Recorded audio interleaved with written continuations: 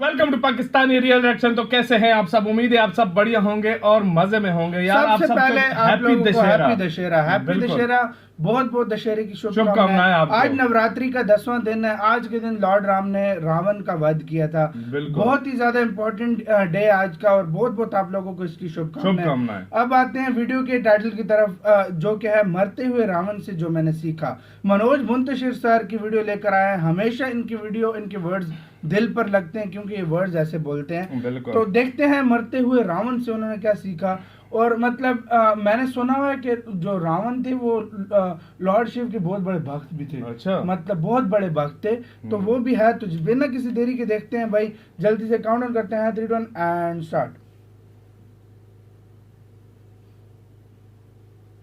वो वाला जो म्यूजिक नहीं है, वो जो मतलब हम सीखते हैं, वो जो लॉर्ड शिव का एक हमने सुना था, वो इन्होंने अच्छा। हाँ, वो मैंने भी सुना था। बिल्कुल रेड किया था मैंने सुना। रावण ने किया। रावण नहीं, नाभि में लगे हुए श्री राम के तीर रावण को मृत्यु के द्वार तक धकेल चुके थे। शिव तांडव। युद्ध समाप्त हो चुका था। दशानन किसी भी क्षण अंतिम सांस लेकर साकार अधर्म जैसे अपने जीवन से मुक्त होने वाला था। लेकिन श्री राम जानते थे कि रावण आज अकेले दम नहीं तोड़ेगा। उसके दम तोड़ते ही ज्ञान और पांडित्य का अनंत आकाश भी कांच की तरह चटक के टूट जाएगा। कुछ है, कुछ अनमोल, कुछ अद्भुत, कुछ अद्वितीय जो रावण के साथ ही चला जाएगा, उसके साथ ही समाप्त हो जाएगा। श्री राम के अनंत सद्गुणों में एक सद्गुण यह भी था कि वो ज्ञान के प्रेमी और पुजारी थे। वो जानते थे कि ज्ञान से बहुमूल्य वस्तु इस सृष्टि में कोई और बनी ही नहीं है। संसार में हर तरह का लोभ निंदनीय है, लेकिन ज्ञान का लोभ वंदनीय है। जो ज्ञान का लोभी है, जिसे ज्ञान का लालच है, वो मनुष्य होने की एक महत्वपूर्ण शर्त पूरी कर चुका है। आप जो इस समय मेरा ये वीडियो देख रहे हैं, आप भी ज्ञान के लोभी हैं। आपको भी वही लालच है जिसे श्री राम ने वंदनीय कहा है। मैं परमात्मा से प्रार्थना करूंगा कि आप इस लालच से कभी मुक्त ना हो। श्री राम को आभास था कि ज्ञान का एक दिया बुझने से पहले दूसरा दिया जल जाना चाहिए। उन्होंने लक्ष्मण से कहा, अनुज, इस सृष्टि का प्रकांडतम विद्वान, महानतम ज्ञानी अंतिम सांस लेने वाला है। जाओ और उससे अनुरोध करो कि वो संसार से जाते जाते तुम्हारी झोली में कुछ ज्ञान रत्न डाल दे।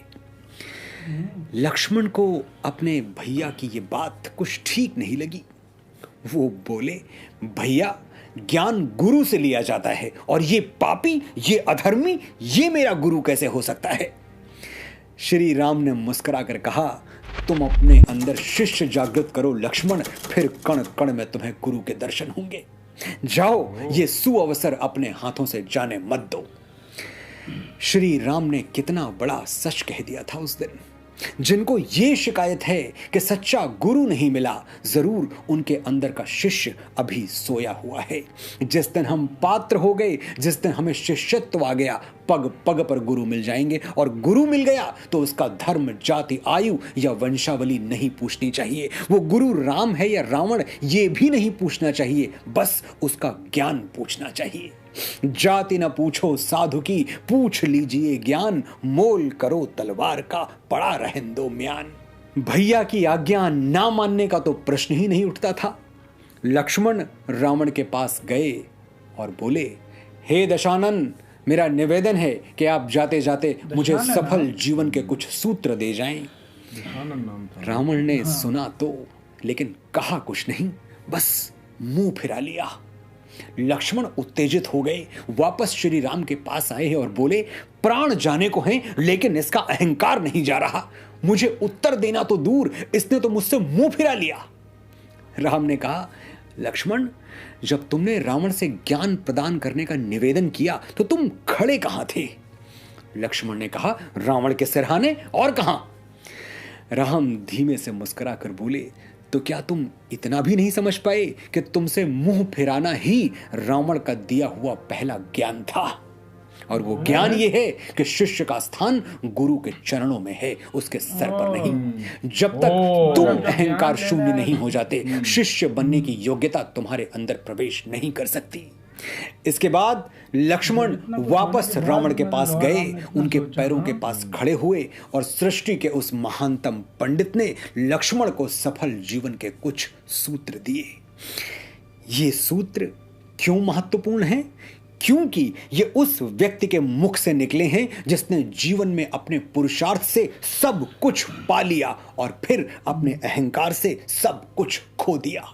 यात्रा देखिए, कहां वो निर्धन असहाय विश्रवा का पुत्र रावण, जो कुबेर की लंका में अपनी छोटी बहन सुपर्णखा के लिए रोटी के 2 टुकड़े मांगते हुए लात मार के निकाल दिया गया था, और कहां वो प्रतापी, वो शूरवीर जिसने उसी लंका पर आधिपत्य किया और लंका पति कहलाया।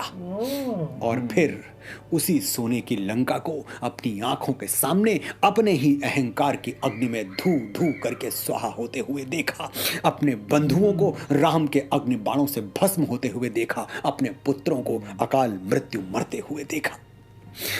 शून्य से संपूर्ण और संपूर्ण से शून्य की ये जो यात्रा रावण ने की, उसका अनुभव किसी और को छोड़िए स्वयं श्री राम को भी नहीं हो पाया। और इसीलिए श्री राम चाहते थे कि रावण की इस अद्वितीय यात्रा का जो निचोड़ है, जो अर्क है, अमृत है, वो उसके साथ समाप्त ना होने पाए, आने वाली पीढ़ियों के लिए, मेरे और आपके लिए रह जाए।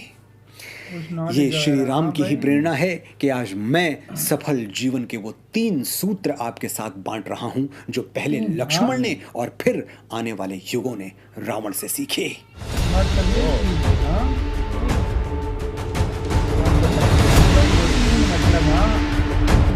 रावण ने कहा, हे लखन, मन का स्वभाव है सत्कर्मों को स्थगित करते रहना और दुष्कर्मों की ओर आकर्षित हो जाना।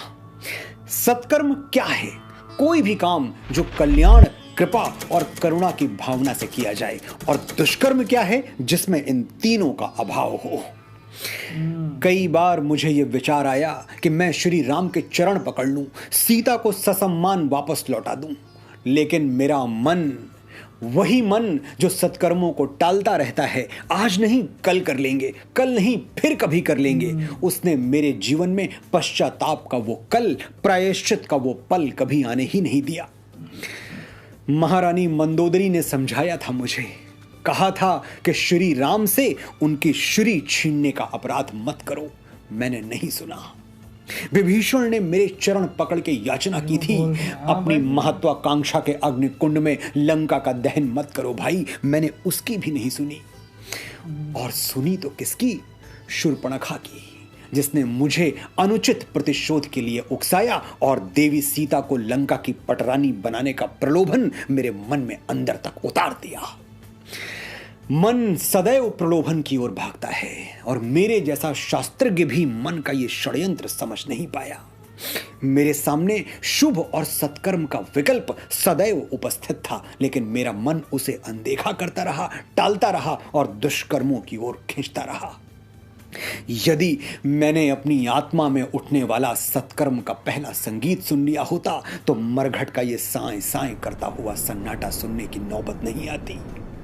शुभस्य शीघ्रम, शुभ करने का विचार आए तो उसे कभी स्थगित मत करना, उसी क्षण विचार को कार्य में बदल देना, वरना मन अपनी चाल चल देगा, अपना खेल खेल जाएगा और सत्कर्म की, शुभ की वो विद्युत रेखा जो आत्मा में कौंधी थी, वो विलुप्त हो जाएगी और तुम कुछ सार्थक करने का अवसर सदा सदा के लिए चूक जाओगे। काल करे सो आज कर, आज करे सो अब, पल में परलय होएगी, बहुरे करेगा कब।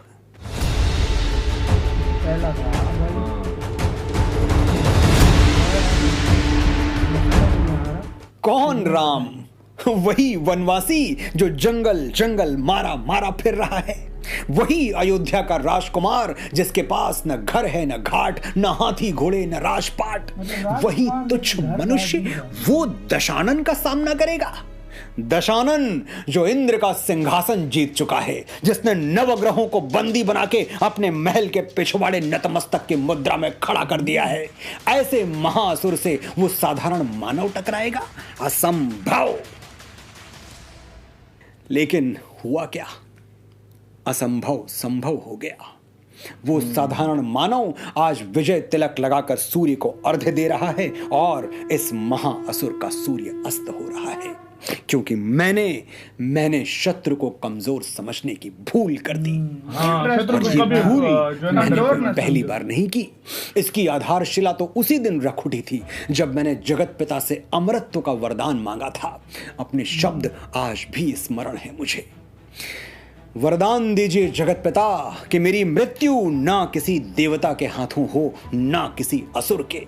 ना मुझे कोई पशु मार सके, न पक्षी, न देव, न यक्ष, न गंधर्व। देवता, असुर, पशु, पक्षी, यक्ष, गंधर्व सबसे सुरक्षित कर लिया मैंने स्वयं को, लेकिन मनुष्य के विरुद्ध वरदान का कवच पहनूं मैंने मनुष्य को इस लायक समझा ही नहीं। मेरा यही अहंकार मुझे ले डूबा।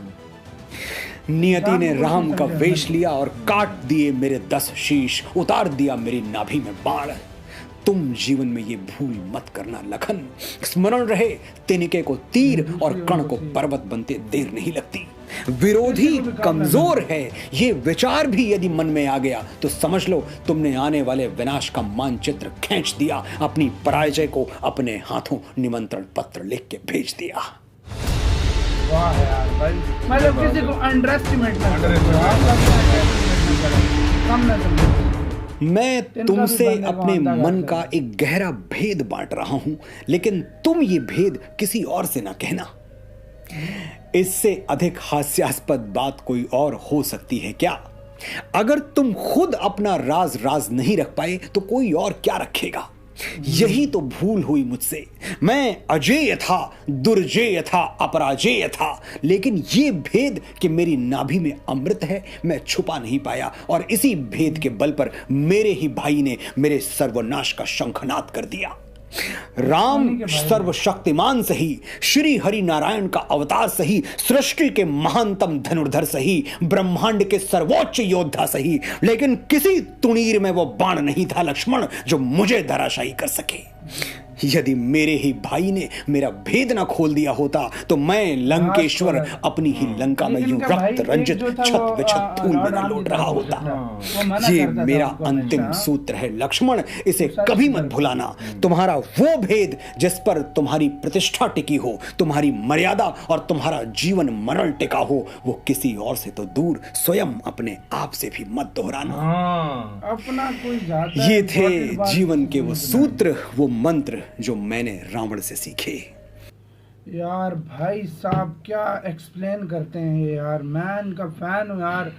क्या भाई इन्होंने ऐसी नॉलेज दी है जो भाई बहुत मुश्किल से बड़े प्रोफेसर नहीं देते भाई। देखो सीरियसली यार, इसलिए किसी ने बोला ना, हम सुनते आ रहे हैं कि क्या होगा। मतलब हमने आज तक ये सुना है कि मतलब आज